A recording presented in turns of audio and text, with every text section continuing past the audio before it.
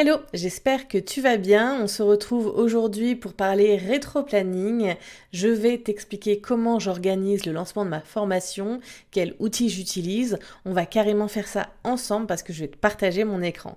Je te rappelle que je suis en plein challenge 30 jours, une vidéo par jour. Je vais t'emmener avec moi dans les coulisses de mon entreprise et te montrer comment j'organise le lancement de ma formation en ligne, le contenu que je crée. On a déjà parlé objectifs et stratégies hier et avant-hier, donc je t'invite à aller voir les vidéos et surtout à t'abonner à la chaîne si tu ne veux rien manquer, à me mettre un petit like pour m'encourager, un petit commentaire et surtout lance les notifications pour que tu puisses être sûr de ne pas rater. Chaque jour, une vidéo va sortir à 18h. Donc pendant minimum 30 jours, toute la préparation de mon lancement, mais je pense aussi te permettre de m'accompagner lors du lancement et l'après-lancement pour que tu puisses voir mes résultats, l'analyse et tout.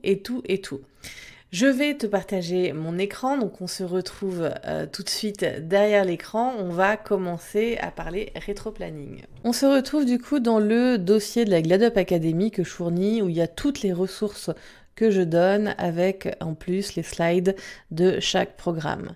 J'ai pris ce rétro-planning-là que je vais t'offrir dans cette vidéo, donc reste bien jusqu'à la fin. Tu retrouveras le lien bien sûr en description, mais je vais t'expliquer comment il fonctionne. J'ai créé une copie, alors bien sûr on met fichier créer une copie et je vais du coup te montrer un peu comment il fonctionne.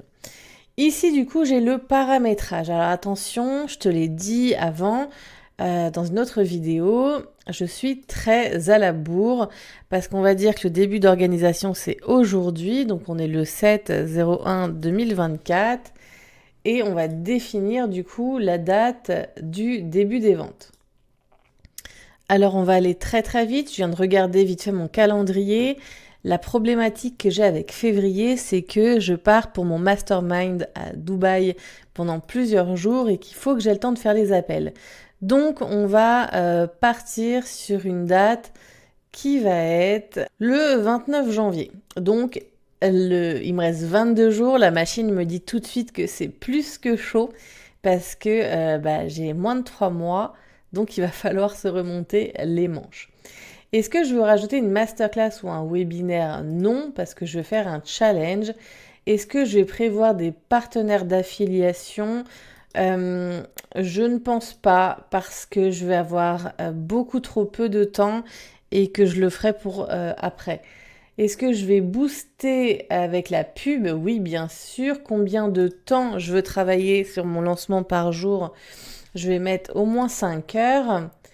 Et du coup, il y a moi et il y a Fianatra qui est mon assistante. Ici, tu vas pouvoir mettre les personnes avec qui tu travailles. Ici, tu as la to-do list qui te permet de savoir exactement ce que tu dois faire étape par étape dans chaque partie. Et là, tu as des ressources. Elles ne sont pas mises à jour avec mon nouveau branding, mais ça fera l'affaire pour le moment, le temps que je le fasse. Ici, on a mon rétro-planning, combien de jours je veux. Donc, on remplit bien tout ce qui est en jaune, hein. Ici, si tu estimes que tu mets plus de 2 heures à remplir le document qui est là, tu mets plus ou tu mets moins si tu estimes que tu as moins. Combien de jours j'ai? On va dire un jour avant, ce sera bien suffisant et ça passe au vert. Malgré que le temps est court, je rattrape ça par le fait que je vais bosser 5 heures par jour sur mon lancement, que je vais bosser vraiment tous les 21 jours sans week-end. Et du coup, alors même pas, il me compte mes week-ends 5 jours sur 7, donc ça va être bien. Il y a des choses que je ne vais pas faire par choix. C'est-à-dire que je ne vais pas faire de page de vente pour mon lancement. Donc, je vais pouvoir enlever tout ça. Tout de suite, tu vois ici, ça bouge les dates parce que tout est automatisé. Donc, les dates ici, elles se mettent. Donc, c'est pas forcément le rétro-planning que je vais utiliser finalement parce que je vais tout mettre dans Asana, mais ici, ça me permet de me dater. Donc, pas de page de vente. La page de paiement, elle est déjà faite. Mettre en place le système de paiement, c'est déjà fait. Relier les automatisations et mettre dans la liste client, c'est déjà fait. Page de remerciement, c'est déjà fait. Mais oui, parce que l'As Rétroplanning, il est fait aussi pour quand tu débutes, en fait, quand c'est ton premier lancement. Mais quand il est hyper utile aussi quand c'est pas ton premier lancement. Et dans ces cas-là, bah, tout ce qui est déjà fait, tu le mets en non pertinent. Hop, donc tout ça, ça fonctionne. Créer le plan des emails, donc ça, c'est à faire, clairement. Et ça, c'est moi qui vais le faire. Rédiger les emails, c'est moi aussi. Trouver des objets percutants, c'est moi aussi. Corriger, hop. Vérifier que les automatisations fonctionnent. Ok. Créer les automatisations. Alors, j'ai oublié quelqu'un dans notre, dans mes paramétrages. J'ai oublié Colomba, hop.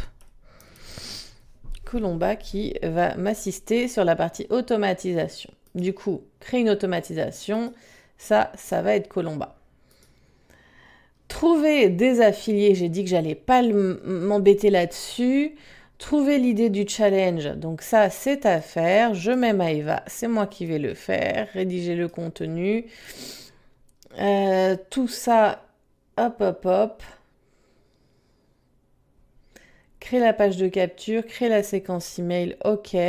Sommet, j'en fais pas. Publicité, j'en fais. Donc, je vais mettre à faire. Là, ça te donne une base. Mais dans le cas où, comme moi, tu es en retard, tu vois, je vais pas suivre forcément l'ordre. Pourquoi ? Parce que j'estime qu'il y a des priorités, parce que je suis vraiment à la bourre. Il me reste moins de 30 jours, on l'a dit, il me reste 21 jours. Donc, la publicité, elle va devoir être lancée 10 jours avant. En termes de planning, le challenge va commencer, du coup, on l'a dit, le 29 janvier. Ça veut dire que le 19, la pub, elle doit être lancée. Donc, ce que je vais faire, c'est que je vais en priorité m'occuper du challenge. Et pour cela, je vais aller sur Asana pour vraiment aller mettre toutes mes tâches parce qu'Asana, vous voyez, c'est là où il y a tout mon emploi du temps. Je suis en retard cette semaine, mais c'est ok. Alors, je vais aller prendre un petit template que je me suis fait normalement pour les lancements. Il est là. Je vais le dupliquer. Donc, j'ai mes grandes tâches qui sont ici. J'aime bien partir de ce document-là parce que ça me permet de rien oublier. Sur mon Asana, donc je l'ai dupliqué, je vais le mettre dans mes favoris. Je vais maintenant aller chercher un peu des dates, pour pouvoir bien tout mettre en place. Mais ce que je vais faire, c'est que moi je travaille aussi beaucoup avec mon Google Agenda.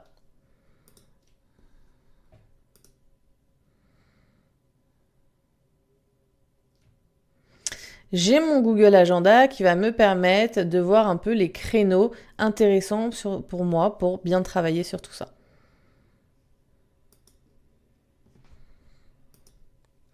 Voilà, j'ai divisé mon écran en deux. Déjà, je sais que la séquence d'onboarding, elle est faite parce qu'elle a été faite par moi. Poser la date du lancement, c'est fait. Donc ça a aussi été fait. Définir la stratégie, c'est fait. On l'a fait hier. Créer le rétro-planning, on est en train de le faire. Je peux virer ça. Et les objectifs, c'est fait. On l'a aussi fait hier. Là, je vais enlever ça parce que je vais vraiment customiser mon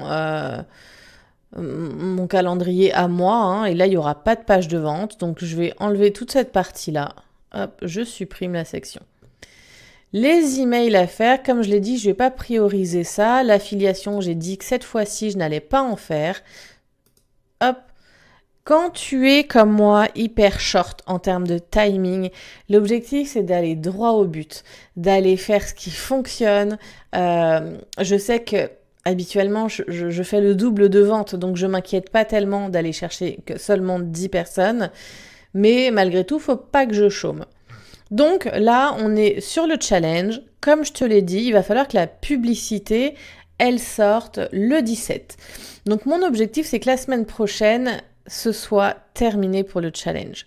Donc, créer le contenu, c'est moi et je vais mettre la date de lundi. Créer la page de capture, c'est moi et j'ai mon agenda à côté, c'est pour ça que je regarde. Mardi, j'ai le temps de le faire, je vais le faire. Créer le groupe, mais c'est moins urgent en fait. Donc c'est toujours moi, mais on va éventuellement partir sur la semaine prochaine. Ce que je vais faire, c'est que je vais le faire le week-end. C'est des tâches qui sont plutôt cool que je peux faire devant la télé.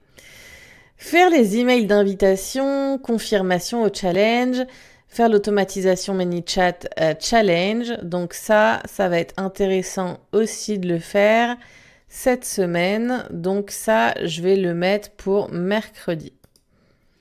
Faire la page de capture. Exemplaire affilié. Ça, il n'y a pas d'affilié, on a dit. Hop. Deuxième priorité, c'est la publicité. Les emails, ils vont venir après, mais là, il faut vraiment que ça sorte le 17. Donc, du coup, les visuels de la pub, je vais faire ça mercredi. Les descriptions, je vais faire ça le même jour. Hein. Je vais tout faire la pub. Ça ne me prend pas non plus 50 ans.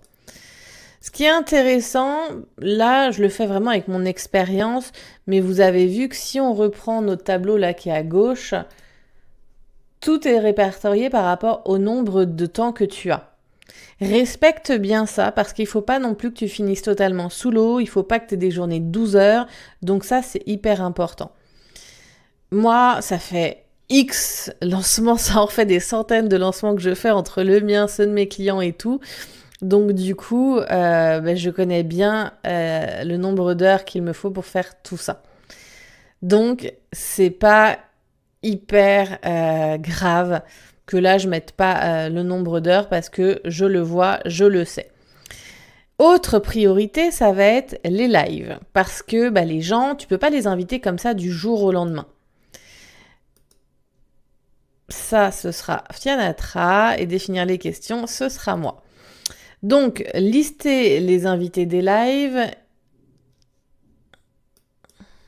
Et je vais rajouter inviter les gens en live. Je vais le faire, c'est quelque chose qui est un petit peu plus cool, jeudi.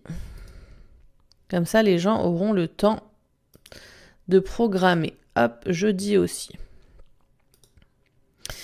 Donc là, j'ai vraiment toutes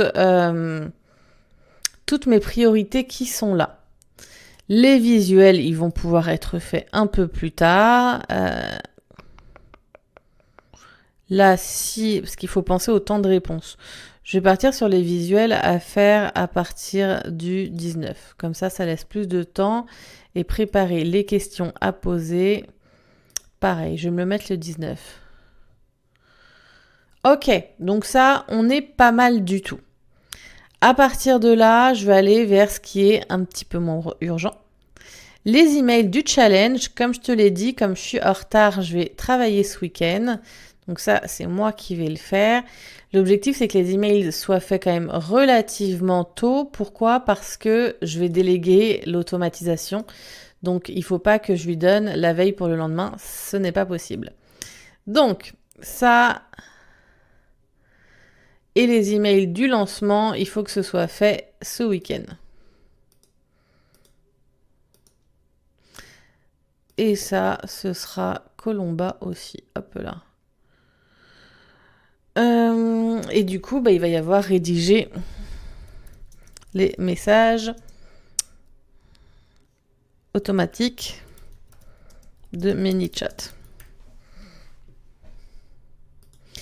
Vraiment, pensez à tout quand vous faites votre rétro-planning parce que si vous y pensez pas, vous allez vite vous retrouver un peu dans le caca, à vous retrouver avec des tâches qui doivent être faites. Et là, je ne vais pas mettre de date pour Colomba, c'est elle qui verra. Mon objectif, c'est qu'à la fin de la semaine, tous mes emails soient rédigés. Alors pareil, moi j'ai des emails qui sont déjà faits. La GladUp Academy, elle a changé de format, mais je suis relativement rapide pour rédiger tout ça. Là, je vois que ça m'a enlevé le mot affiliation, mais ça m'a pas enlevé les tâches. Donc hop, je vais enlever tout ça parce que ça va me perturber plus qu'autre chose. Pour la communication, on est sur un post par jour parce que finalement, c'est ce que je fais en ce moment, c'est le challenge et ça fonctionne bien. Hop, tout ça, ça s'en va, voilà. Faire 15 réels, je vais plutôt mettre faire un contenu par jour. Par jour pour Instagram. Faire un contenu par jour pour TikTok. Parce que vous pouvez me retrouver sur TikTok aussi. Faire un contenu par jour pour YouTube. Voilà, pour le rétro-planning, il est prêt, il est daté. L'avantage, alors moi je l'ai fait relativement rapidement parce que j'ai l'habitude, je le fais pour moi, je le fais avec mes clientes, je connais exactement le temps qu'il me faut pour faire tout ça. Donc là on a oublié le concours, je vois. Quand tu fais ton premier rétro-planning, bah parfois ça te demande bien 2 heures et c'est ok en fait. Faut pas penser que tu ne vas pas le faire juste parce que tu risques de perdre du temps. Au contraire, au début, tu as peut-être l'impression de perdre du temps, mais finalement, c'est pas le cas. Finalement, c'est pas le cas parce que tu vas gagner du temps parce que là, chaque jour, je vais ouvrir mon agenda et je vais avoir la tâche que je veux faire. Et ça, c'est important. Hop, et ça, je vais booster le 25 parce que, voilà. Donc du coup, j'ai tout. Ce qui est cool dans Asana et que j'aime bien, c'est que moi c'est là où il y a toutes mes to-do list. Avant, j'étais sur Notion, mais mon problème avec Notion, c'était que j'avais pas en fait c'était trop modifiable. Et du coup, parce que c'était trop modifiable, je partais un peu dans tous les sens. Et ça, c'était dommage. Ce que je peux faire avec ça, c'est ce qui est cool, c'est que là, je vais pouvoir normalement mettre une certaine redondance. Et je vais le répéter tous les jours. Hop, hop, hop, hop, hop. Comme ça, j'aurai un rappel à chaque fois qu'il faut bien que je fasse tous les jours. Hop là. Je crois que je peux même mettre tous les jours. Voilà, directement. Parfait.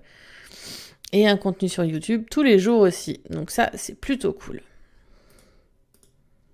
Voilà. Tout est prêt. Ici, j'ai le tableau, mais qui ne va pas spécialement m'intéresser. Alors, ce qui va m'intéresser éventuellement dans le tableau, c'est de mettre une priorité ou éventuellement de mettre à faire, pas fait, encore, en cours, enfin des choses comme ça. Mais je ne vais pas utiliser ce modèle-là parce que je vais vraiment aller sur mon tableau de bord principal. Ce qui est cool, c'est aussi là la chronologie parce que ça va vous permettre de voir... Alors forcément, ça va pas bien charger avec la chance que j'ai. Ça va vous permettre de voir si vous n'avez pas mis trop de tâches pour les mêmes jours. Là, le 8, j'ai celle-ci et j'ai mes contenus réguliers. Ok. Le 9, j'ai créé la page de capture, mais c'est tout. Le 10, je vais avoir l'automatisation ManyChat Challenge, mais ça, il faut que je l'enlève parce que je dis que ce sera Colomba. Là, hop. Alors, ce que vous voyez aussi, c'est que ce qui est cool, c'est que du coup, pour déléguer, c'est plutôt pas mal. Parce qu'au moins, là, tout le monde a accès à mon Asana et les gens vont pouvoir voir. Ce que je vais regarder aussi, moi, ce que j'aime, c'est cette vue-là. Donc, affichage par mois, afficher les week-ends et comme ça, pareil, je vois où j'en suis et ça m'aide beaucoup. Finalement, les 21 jours devraient bien se passer. Ça va être un peu la course. Mais pourquoi je recommande 3 mois? Parce que si c'est ton premier lancement, si tu fais pas des lancements souvent, bah, tu as toute la phase de pré-lancement, d'acquisition, où tu vas préchauffer ton audience, où tu vas la préparer à la sortie de ton programme. Là, c'est pas ce que je fais. Pourquoi? Parce que finalement, je suis en pré-lancement toute l'année. Je fais 3 à 4 lancements par an. Là, je décide d'en faire presque un tous les mois. Donc, cette phase de communication et d'acquisition, chez moi, elle est là tout le temps. Donc, c'est pour ça qu'elle est moins importante. Par contre, ce que j'aime bien, moi personnellement, c'est prendre le temps de préparer mon lancement. Là, je me sens un petit peu à la bourre, je vais être obligée de travailler les week-ends, je vais avoir, voilà, avant le départ de Dubaï, je vais avoir un mois qui va être plutôt chargé, parce qu'il faut que je rajoute tout le reste, les coachings avec mes clientes, la création de contenu, je suis en train de finir ma refonte et je suis en train de créer une formation qui sera offerte à ceux qui paieront en une fois. C'est une stratégie aussi, on en parlera dans une autre vidéo. Qui est sur ChatGPT. Bref, il y a beaucoup de tâches que je vais devoir rajouter dans ce calendrier qui a l'air pourtant vide actuellement. Quand je commence 2 à 3 mois, bah tout ça, je l'étale vachement plus. Et personnellement, je préfère. J'aime bien quand c'est calme, j'aime bien quand tout est prévu à l'avance, j'aime bien quand ma semaine de lancement, bah j'ai pas de contenu à créer parce que tout est prêt. Donc voilà pourquoi je recommande vraiment 3 mois à l'avance. Après, bah, chacun fait comme il veut, mais c'est mieux, surtout quand vous n'avez pas beaucoup de visibilité. Je vais m'arrêter là parce que ça fait déjà une belle vidéo. J'espère que ce contenu t'a aidé. Là, on a vraiment été les mains dedans. Il y a une autre vidéo dans la formation qui te parle un peu du rétro-planning, mais là, on a fait le mien. Tu sais exactement ce que je vais faire chaque jour de mon mois de janvier. J'espère que ça va t'aider et que tu vas faire le tien. Je te mets le lien pour télécharger ton rétro-planning sous cette vidéo. N'hésite pas, j'espère qu'il t'aidera et mets-moi en commentaire ta propre date de lancement et ce que tu as pensé du rétro-planning. Je te retrouve demain pour commencer du coup